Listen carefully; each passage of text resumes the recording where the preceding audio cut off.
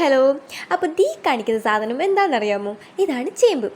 ആർക്കൊക്കെ അറിയാമെന്ന് എനിക്കറിയത്തില്ല.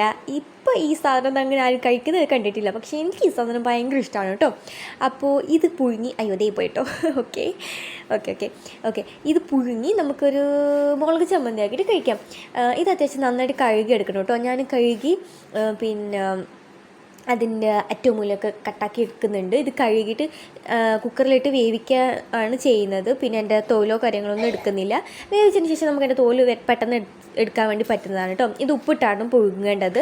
അതിനുശേഷം എന്താ ഈ പുഴുങ്ങി എടുത്തിട്ടുണ്ട്. അതിനുശേഷം നമുക്കൊരു മുളക് ചമ്മന്തി ഉണ്ടാക്കാം. അതിന് വേണ്ടിയിട്ട് ഒരു ഉള്ളി കുനുകുനാന്നരിഞ്ഞ്, ഒരു പച്ചമുളകും, പിന്നെ കുറച്ച് ഉപ്പും മുളക് പൊടിയും പുളിയും കുറച്ച് എണ്ണയും കൂടെ ചേർത്തിട്ട് നമുക്കിതുപോലെ ഞരടി എടുക്കാം.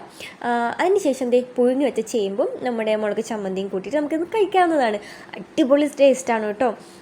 ഭയങ്കര ടേസ്റ്റാണ്. ഒരു നാടൻ ഫുഡൊക്കെ ഇഷ്ടപ്പെടുന്നവർക്ക് ഇതെന്തായാലും ഇഷ്ടപ്പെടും. അപ്പോൾ അത്രയേ ഉള്ളൂ. Thank you. ടാറ്റാ.